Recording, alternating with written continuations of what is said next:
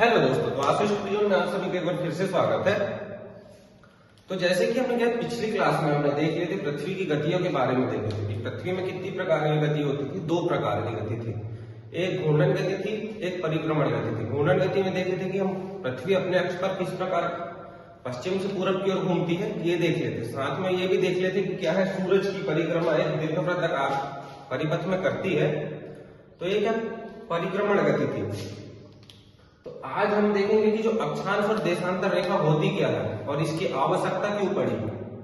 तो आज हम इसको जानने का प्रयास करते हैं। तो जैसे कि हमने देख लिया कि पृथ्वी क्या है अपने अक्ष पर घूम रही थी और क्या हमने पृथ्वी का निर्माण भी देख लिए थे। अब जब पृथ्वी का निर्माण हो गया था, मान के चलिए पृथ्वी है, ये पृथ्वी का निर्माण यहाँ पर हो गया था हमारा, लेकिन अगर यहाँ पर उस समय जीवन की उत्पत्ति भी हो चुकी थी।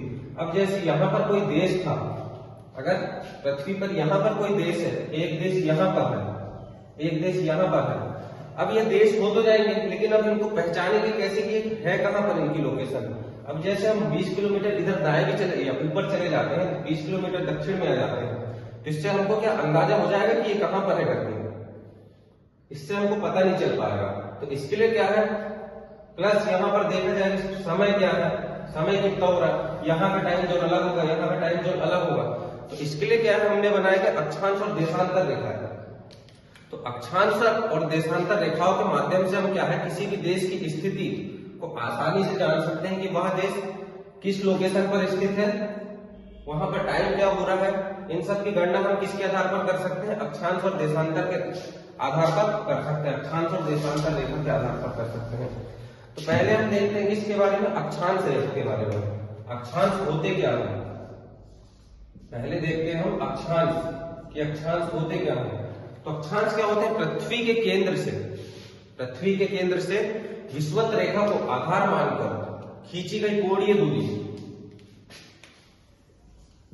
पृथ्वी के केंद्र से विषुवत रेखा को आधार मानकर खींची गई कोणीय दूरी को क्या कहते हैं, अक्षांश कहते हैं। वो बताता हूं कैसे।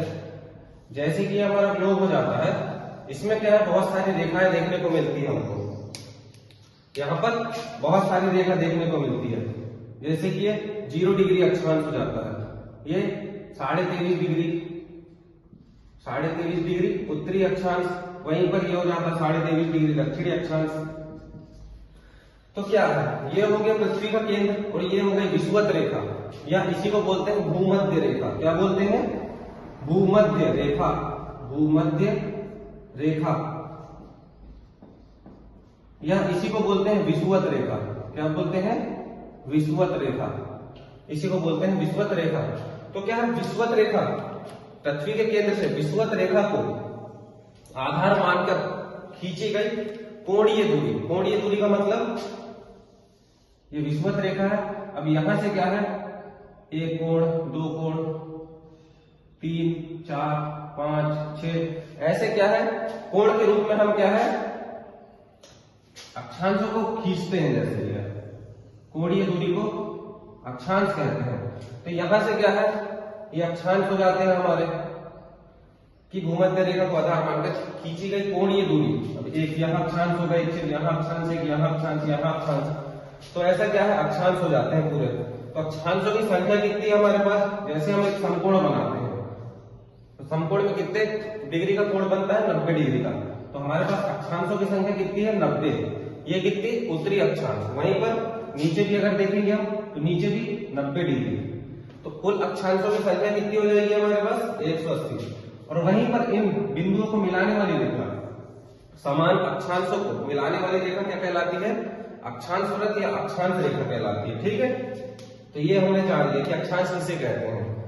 अब देखते हैं 23.5 डिग्री, इसको क्या बोलते हैं हम लोग, 23.5 डिग्री को, 23.5 डिग्री उत्तरी अक्षांश को, इसको बोलते हैं हम कर्क रेखा। क्या बोलते हैं, कर्क रेखा। वहीं पर 23.5 डिग्री दक्षिणी अक्षांश को क्या बोलते हैं, मकर रेखा। मकर रेखा। और दो और महत्वपूर्ण रेखा भी हमारे पास,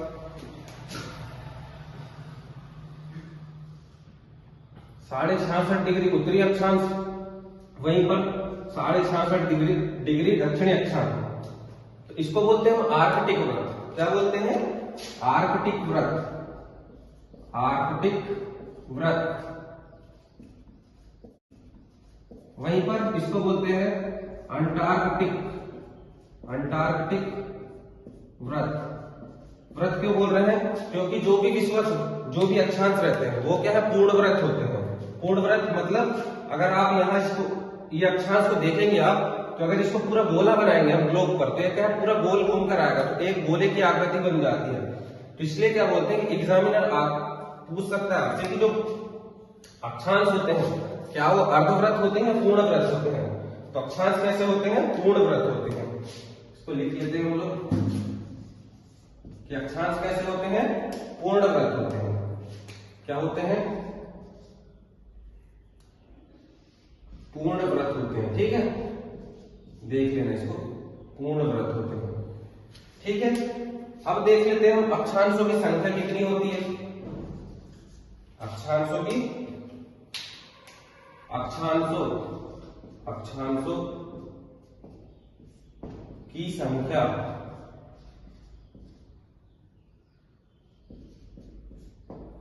अक्षांशों की संख्या कितनी होती है। ठीक है, तो यहां मैं बता दूं आपको, जैसे कि 0 डिग्री है, अगर 0 डिग्री से मैं ऊपर जाऊंगा तो यहां तक अगर पहुंचूंगा, ये हो जाता है हमारा कौन सा? उत्तरी ध्रुव।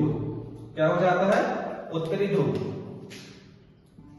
उत्तरी ध्रुव, इसी को बोलते हैं नॉर्थ पोल या साउथ पोल। नॉर्थ पोल इसको, और इसको बोलते हैं दक्षिणी ध्रुव।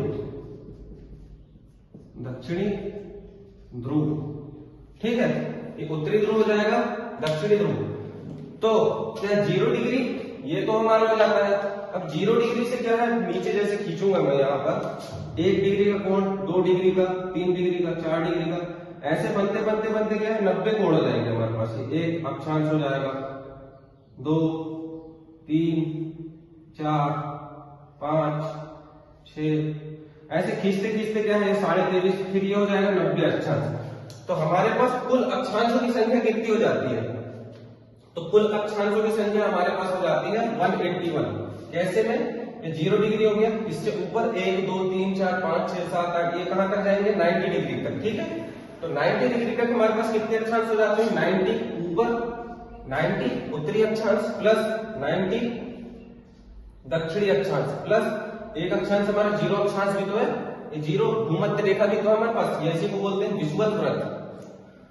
तो हमारे पास कुल अक्षांशों की संख्या कितनी हो जाती है? 181।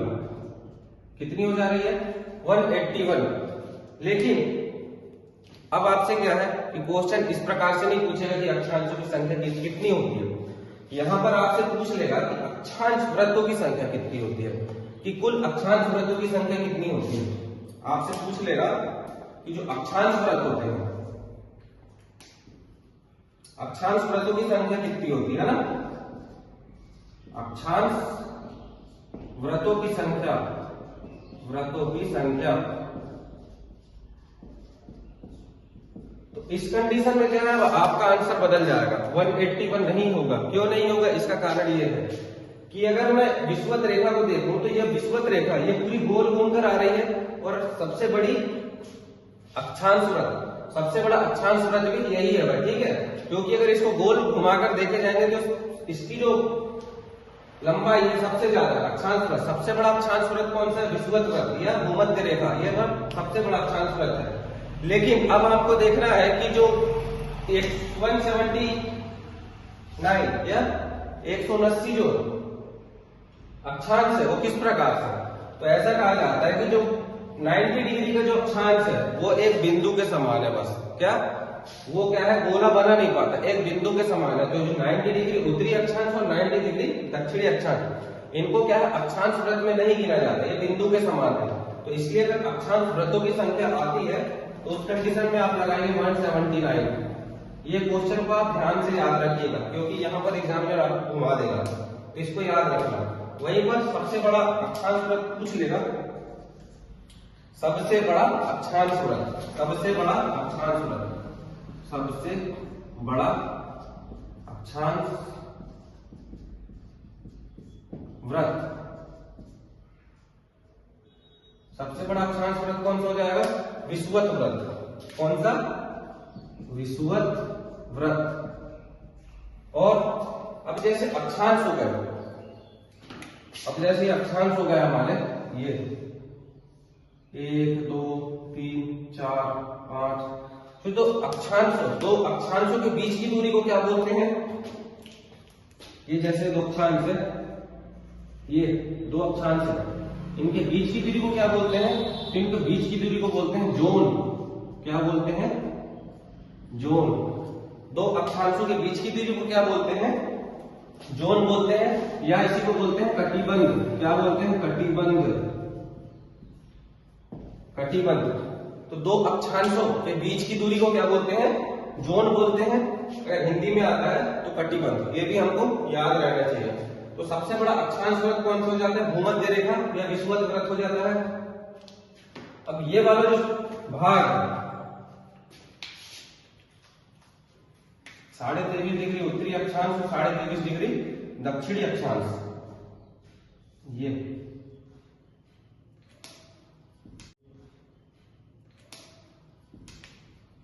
23.5 डिग्री उत्तरी अक्षांश, 23.5 डिग्री दक्षिणी अक्षांश, और यहीं पर विषुवत व्रत 0 डिग्री अक्षांश हो जाता है। तो क्या है? सूरज जो चमकता है, सूर्य का प्रकाश क्या है, इस क्षेत्र को क्या बोलते हैं? उष्णकटिबंधीय क्षेत्र। क्या बोलते हैं? उष्णकटिबंधीय क्षेत्र। इस क्षेत्र को क्या बोलते हैं? उष्णकटिबंधीय क्षेत्र, क्योंकि सूरज हमेशा यहीं पर चमकते रहता है। ये तो यहाँ पर क्या है? तापमान बहुत ज्यादा रहता है। इन क्षेत्रों में तापमान बहुत ज्यादा रहता है। इस क्षेत्र को क्या बोलते हैं? उष्णकटिबंधीय क्षेत्र बोलते हैं, क्योंकि सूर्य का प्रकाश, सूर्य हमेशा क्या है? कर्क और मकर रेखा के बीच में चमकता है। ठीक है, तो इसको बोलते हैं उष्णकटिबंधीय क्षेत्र। तो जैसे कि हमको पता है 21 मार्च और 23 सितंबर, तो इस दिन क्या होता है? दिन और रात बराबर होती है। हमको पता है ना, दिन रात बराबर होती है। और इसके बाद मार्च के बाद क्या हो जाता है? सूरज क्या है? उत्तरायण होने लगता है। तो इसके बाद 21 जून के दिन, 21 जून के बाद 21 जून के समय क्या है? उत्तरी गोलार्ध में यहाँ पर क्या है? इस क्षेत्र में, अब यहीं पर हमारा क्या है? प्यारा सा भारत भी स्थित है। कर्क रेखा हमारे यहाँ बीचों बीच से गुजरती है। ये हमारा भारत स्थित है इस प्रकार से कुछ। तो यहाँ से क्या है? कर्क रेखा गुजरती है। ठीक है, तो कर्क रेखा भारत के एकदम बीचों बीच से गुजरती है। कौन कौन से? राजस्थान, गुजरात, मध्य प्रदेश, छत्तीसगढ़, मणिपुर, झारखंड, इन राज्यों से क्या कर्क रेखा गुजरती है। तो 21 जनवरी के दिन क्या है? भयानक गर्मी पड़ती है हमारे पास। तो ये हो जाता है। उसके बाद 21 जून के बाद फिर सूरज क्या है? दक्षिणायन हो जाता है। तो यहाँ पर फिर 22 दिसंबर के दिन कहां पहुंच जाता है सूरज? सीधे मकर रेखा में। तो उस समय क्या है? हमारे यहाँ ठंड का मौसम पड़ने लगता है। ठीक है, उस समय क्या है? ठंड का मौसम पड़ने लगता है। लेकिन उस समय क्या है? सूरज दक्षिणायन हो जाता है। तो सूरज का जो प्रकाश है, दक्षिणायन जब रहता है सूरज, तो जो सूरज का प्रकाश है, जैसे ये सूरज है, अब ये क्या? दक्षिणायन, इसकी लंबवत किरणें कहां पर पड़ती है? सीधे इसकी लंबवत किरणें पड़ती है सीधे मकर रेखा पर। ये यहाँ पर, ये मकर रेखा पर इसकी किरणें पड़ती है सीधे। लेकिन जब सूरज क्या है? दक्षिणायन रहता है और इसकी लंबवत किरणें कहां पर पड़ती है? मकर रेखा पर। तो जो 22 सितंबर के दिन रहता है, इसकी जो किरणें रहती है वो सिर्फ कहां तक पड़ती है? 66.5 डिग्री तक अंतिम रूप से पहुंचती है। यहां पर क्या है? अंतिम रूप से पहुंचती है कहां तक? 66.5 डिग्री तक ही सूर्य का प्रकाश पहुंच जाता है। इसके आगे वाले हिस्से में क्या है? सूर्य का प्रकाश नहीं पहुंच पाता। तो वहां पर क्या है? 6 महीने की रात हो जाती है। 6 महीने की रात। और जब तक सूरज की किरणें यहाँ पर है, तो यहाँ तक क्या? सूरज का प्रकाश पहुंच जाता है, ये यहाँ तक पहुंच जाता है। तो इस भाग में क्या है? 6 महीने का दिन हो जाता है उस कंडीशन में। तो ये हो जाता है। हमने देख लिए कि 21 जून, ये वाला भी हमने कॉन्सेप्ट देख लिए। अब इसकी आवश्यकता भी हमने देख ली कि क्यों आवश्यकता पड़ती है। अगर कोई देश से ऊपर है यहाँ पर, तो हम बता सकते हैं कि अक्षांशों से, जैसे कि कोई अगर देश यहाँ पर है, तो हम देखेंगे 0 डिग्री से कितनी ऊपर में उसकी ऊंचाई है। अब जब ऊंचाई देख लेंगे हम लोग यहाँ से गिन लेंगे 1 2 3 4 5 6 7, जैसे कि 25 अक्षांश में आया, तो वो देख लेंगे। तो वैसे ही एक उदाहरण आ जाता है कि जैसे कि हमारे यहाँ भारत में एक शहर है चंद्रपुर, महाराष्ट्र में चंद्रपुर नामक शहर है। वो क्या है 20 डिग्री उत्तरी अक्षांश में स्थित है। कहां पर है? 20 डिग्री उत्तरी अक्षांश में एक शहर है चंद्रपुर, वहीं पर उत्तरी अमेरिका में। वहीं पर क्या है? उत्तरी अमेरिका, उत्तरी अमेरिका में दक्षिणी अमेरिका में शायद। तो उत्तरी अमेरिका में क्या है? एक देश है शहर है बेलो होरिज़ोनटे की होरिजेंटल, क्या है? बोले बेलो होरिज़ोनटे,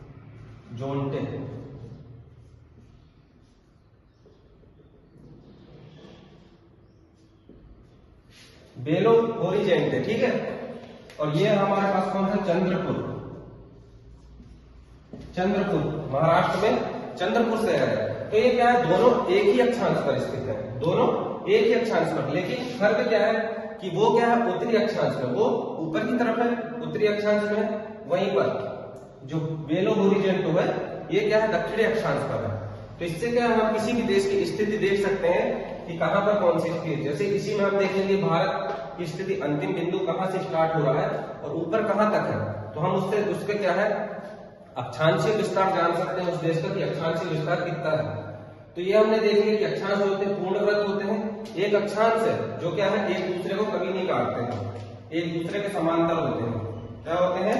अक्षांश क्या है एक दूसरे के समांतर होते हैं, एक दूसरे को कभी नहीं काटते हैं, ठीक है।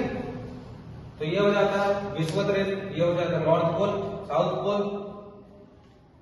तो ठीक है, ये हो जाता है अक्षांश। अब देखते हैं हम देशांतर के बारे में देखते हैं, इनकी लंबाई। एक चीज और देख लेते हैं हम, जो अक्षांशों के बीच की जो लंबाई होती है, ठीक है, ये भी आपको पता रहना चाहिए कि लंबाई क्या होती है। दो अक्षांशों के बीच की लंबाई कितनी होती है? तो दो अक्षांशों के बीच की लंबाई 1 याद कर लेना, आसानी से याद हो जाएगा। 1 ट्रिपल इसका, ठीक है, ट्रिपल इसका। तो ये हो जाती क्या है दो अक्षांशों के बीच की लंबाई कितनी हो जाती है?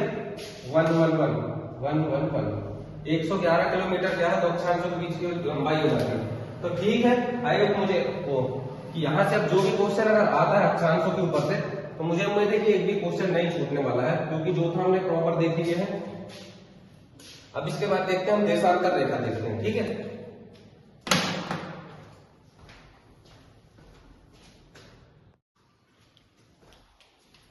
तो ठीक है, अक्षांशों को देखिए। अब देखते हैं हम कि देशांतर रेखा क्या होती है, ठीक है। अब देखते हैं कि देशांतर क्या होते हैं। देशांतर रेखा क्या होती है। तो हमने देखे थे कि पृथ्वी के केंद्र से विषुवत रेखा को आधार मानकर मापी गई कोणीय दूरी को क्या बोल रहे थे हम? अक्षांश बोल रहे थे। वहीं पर विषुवत रेखा को क्या बोल रहे थे हम? अक्षांश बोल रहे थे। लेकिन देशांतर में क्या हो जाता है कि देशांतर, अब जैसे ये हमारा ग्लोब हो जाता है, तो हमने पिछले में देख लिए थे कि नॉर्थ पोल और साउथ पोल देख लिए थे हमने। ये हो गया था हमारा नॉर्थ पोल और ये हो गया था साउथ पोल। तो नॉर्थ पोल से साउथ पोल को मिलाने वाली रेखा को क्या बोलते हैं हम? नॉर्थ पोल से साउथ पोल को मिलाने वाली रेखा को क्या बोलते हैं हम? देशांतर रेखा। ये हो जाती है हमारी देशांतर रेखाएं हो जाती है हमारी। नॉर्थ पोल को साउथ पोल से मिलाने वाली रेखा को क्या बोलते हैं हमने? देशांतर रेखा। अब देशांतर रेखा की आवश्यकता क्यों पड़ी, इसका कारण जानिए। अब जैसे कि हमने देख लिए थे कि वहां पर क्या देश की स्थिति हमको पता चल जा रही थी कि कौन सा देश कौन सी स्थिति में है। अब क्या है, देश तो हमने बना दिया, लेकिन अब क्या है एक समय भी तो होना चाहिए कि कौन से देश में कितना क्या बजेगा, कौन से देश में कब कितना समय होगा, कहां पर सूरज निकल रहा है पहले, या कहीं पर रात है, या पूरे कहीं पर राजा महाराजा का टाइम चल रहा था उस टाइम में। तो राजा महाराजा का टाइम चल रहा था उस टाइम में, तो ये भी बोल सकते हैं कि अब क्या करें हम लोग। तो उस कंडीशन में क्या होगा कि समय का निर्धारण भी जरूरी था। अब इतने सारे अक्षांश थे, तो उस समय तो बोल सकते थे कि अब किस अक्षांश को हम अपना टाइम जोन माने, कि कहां से हम समय का निर्धारण किया जाए कि उसके आधार पर पूरा विश्व का समय निर्धारण किया जाए। तो क्या है, लंदन में एक शहर है ग्रीनविच नामक शहर, ठीक है, लंदन में एक शहर है ग्रीनविच नामक शहर, ग्रीनविच नामक शहर, कौन सा, ग्रीनविच, ग्रीनविच शहर। तो उसी को आधार मानकर कि ठीक है, सब देशों की सर्वसम्मति से हुआ कि ठीक है भैया टाइम जोन तो लेना ही है, या तो इधर से ले लो या इधर से ले लो। तो उसमें निश्चय कर दिया गया कि चलो ठीक है, सब बोल रहे हैं भैया बड़े लोग रहते हैं, बड़े लोग रहते हैं बोले। उस समय क्या है, इंग्लैंड का दबदबा था, उस समय भारत भी क्या है, यानी कि उनका दबदबा ही था कुछ ज्यादा। तो वहीं से हमने ले लिया क्या, ग्रीनविच रेखा, उसी के आधार पर। तो ये क्या है, इंग्लैंड के ग्रीनविच शहर से गुजरती है, तो उसी के आधार को, उसी को हमने आधार मानकर क्या है, इसका नाम क्या रख दिया, ग्रीनविच रेखा, ठीक है। तो ये ग्रीनविच रेखा ये कहां से होकर गुजरती है, ग्रीनविच शहर इंग्लैंड से, इसी को बोलते हैं 0 डिग्री अक्षांश, इसको 0 डिग्री अक्षांश, या इसी को बोलते हैं अंतरराष्ट्रीय मानक समय रेखा, अंतरराष्ट्रीय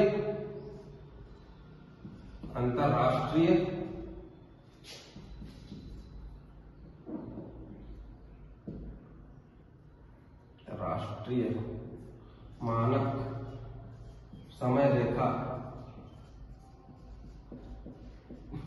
इसी को बोलते हैं अंतरराष्ट्रीय मानक समय रेखा, ठीक है, इसी को बोलते हैं अंतरराष्ट्रीय मानक समय रेखा बोलते हैं, ग्रीनविच रेखा भी इसी को बोलते हैं, और बोलते हैं इसको प्रधान यामोत्तर रेखा, प्रधान याम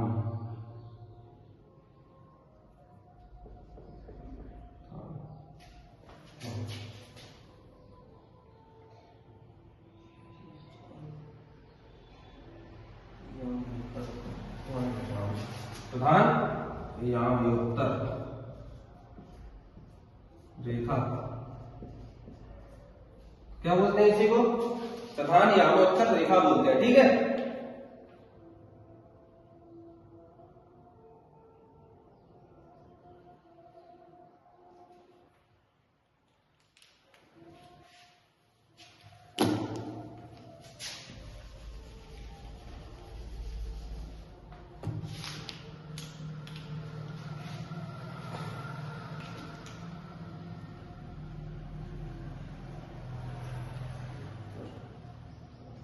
इसी को और क्या बोलते हैं, इसी को बोलते हैं अंतरराष्ट्रीय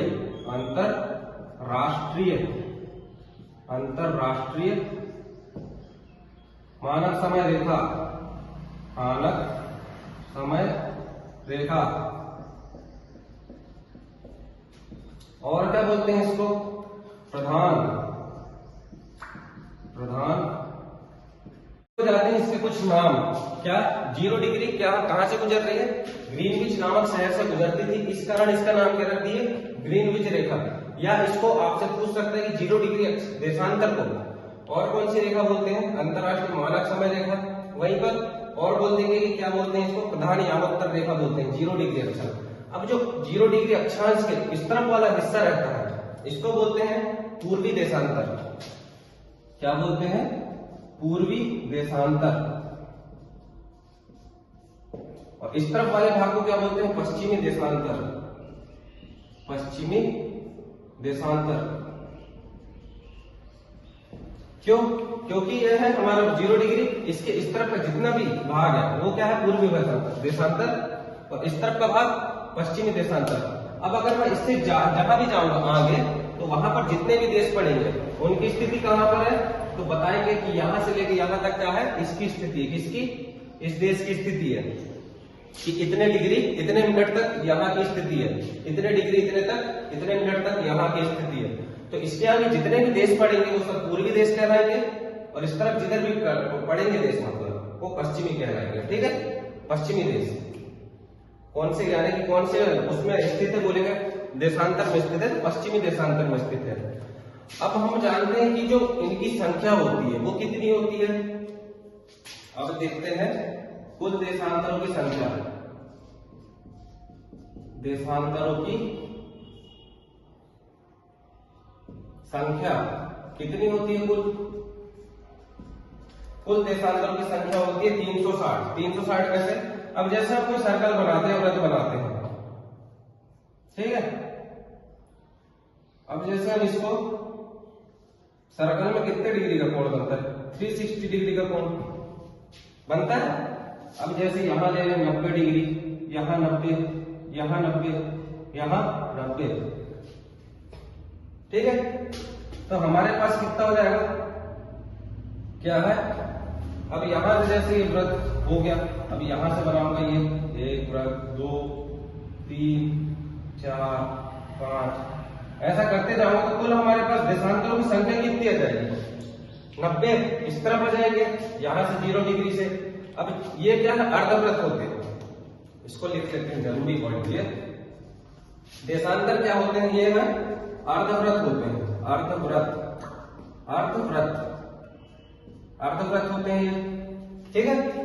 अक्षांशों में पढ़े थे हमने कि ये क्या होते हैं? पूर्ण वृत्त होते हैं। ये क्या होते हैं? अर्धवृत्त होते हैं। इनके बीच की दूरी कितनी होती है? तो दूरी तो दोनों की लगभग बराबर ही होती है। दूरी होती है 111 किलोमीटर। इनके बीच की भी दूरी कितनी होती है? 111 32 डाल लेना, ठीक है। 3 2 1 कर लेना, लेकिन इतना पर्याप्त है, आप कर लोगे, ठीक है। दो देशांतरों के बीच की दूरी 111 किलोमीटर होती है, लेकिन इनकी जो दूरी है वो क्या है? 0 डिग्री, ठीक है। 0 डिग्री अक्षांश से क्या है? साउथ या नॉर्थ की तरफ जाने पर, या इसी को बोल सकता हूं मैं विषुवत रेखा। ये अगर विषुवत बना दूं मैं, तो विषुवत रेखा पर इसकी जो दूरी है सबसे ज्यादा रहती है। आप देख पा रहे होंगे यहां इनकी चौड़ाई ज्यादा है, ठीक है। यहां पर इनकी चौड़ाई बहुत ज्यादा हुई है, फिर कम होने लगी है, कम होने लगी, ये कम होने लगी। तो ऐसा कहा जाता है कि इनकी जो दूरी है विषुवत रेखा पर सबसे ज्यादा रहती है। उसके बाद विषुवत रेखा से जैसे जैसे नीचे आएंगे तो ध्रुवों पर पहुंचने पर इनकी दूरी 0 किलोमीटर हो जाती है, एकदम चिपक जाते हैं, एकदम नजदीक। तो 0 डिग्री हो जाती है, 0 किलोमीटर हो जाती है। कहां पर? ध्रुवों पर। यह भी आपको पता रहना चाहिए। नॉर्थ साउथ पोल पर इनकी दूरी कितनी हो जाती है? 0 किलोमीटर, क्योंकि आपस में चिपक जाते हैं। तो ये हो जाता है दूरी। ये अर्धवृत्त होते हैं। देशांतरों की संख्या कितनी हो जाती है? 360। अभी बताता हूं कैसे 360 होती है। 360। अब आप बोलोगे मेरे को कि हमने तो पिछली कक्षा में पढ़े थे कि जो अक्षांश है उनकी संख्या 90 इधर थी, 90 इधर, बीच में एक थी, तो वो तो हो गए थे 181 हो गई थी। तो यहां पर फिर वही 360 कैसे हो जाती है? तो क्या है कि जो 0 डिग्री रेखा है हमारे पास, इसको मैं 3D उसमें बना के दिखाता हूं आपको, तो और अच्छे समझ में आएगा।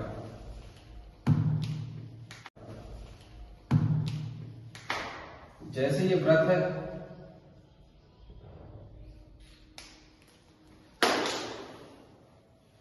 आपको बताता हूं मैं।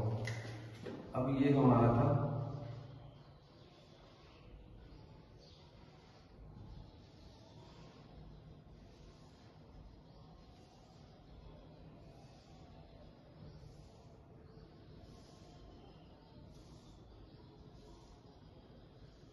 ये हमारी अक्षांश रेखा हो जाती थी, ठीक है।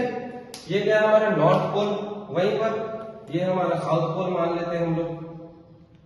अब जब इनको मिलाने वाली रेखा क्या? देशांतर रेखा। अब यहां से जैसे मैं मिलाना चालू करता हूं, ये कुछ इस तरह से, ये अगर इस तरह से मैं मिलाऊं इसको, तो 0 डिग्री, जैसे ये 0 डिग्री इसको मान लेता हूं मैं, ये 0 डिग्री रेखा मान लिया इसको मैंने, ग्रीनविच रेखा। तो इसके जस्ट अपोजिट वाली रेखा ये क्या है? 180 वाली रेखा, 180 वाली रेखा। तो 0 डिग्री के अपोजिट कौन सी रेखा हो जाएगी? 180 देशांतर, 180 देशांतर। तो फिर इधर से मैं जब गिनना चालू करूंगा 1 2 3 4, तो 180 देशांतर एक ही रेखा है। लेकिन अगर मैं पूर्वी देशांतर 180 पूर्वी देशांतर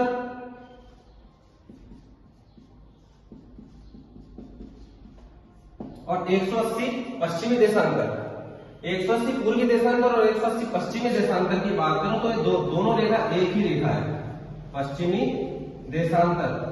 तो ये दोनों रेखा एक ही रेखा है।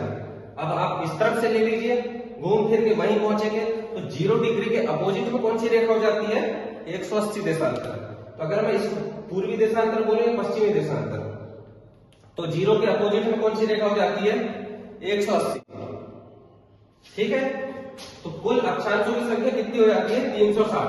तो आपको पता रहना चाहिए अक्षांशों की जो दूरी रहती है विषुवत रेखा पर सबसे ज्यादा, विषुवत वृत्त पर, और ध्रुवों की तरफ जाने पर ये दूरी क्या है? कम होते जाती है। यहाँ पर आकर एकदम चिपक जाइए, देख लीजिए पूरे चिपक गए यहाँ पर ये। तो विषुवत वृत्त से ध्रुवों की तरफ बढ़ने पर दूरी कम होती है और ध्रुवों पर सबसे ज्यादा। इनके बीच की दूरी देखिए। अब इनके बीच का जो क्षेत्र है इसको बोलते हैं गोरा। गोरा, इनके बीच की दूरी को क्या बोलते हैं? गोर। ठीक है, ये जो दो देशांतर है इनके बीच की दूरी को हम क्या बोलते हैं? गोर बोलते हैं। गोर, बीच की दूरी को, दूरी बीच की, इसको क्या बोलते हैं? गोर। ये भी आपसे पूछ सकता है कि बीच की दूरी को क्या बोलते हैं? तो गोर बोलते हैं। ठीक है, ये भी हमको पता रहना चाहिए, गोर कहते हैं। अब जो 180 डिग्री हमारे पास जो रेखा है इसको क्या बोलते हैं? अंतरराष्ट्रीय तिथि रेखा। क्या बोलते हैं? अंतरराष्ट्रीय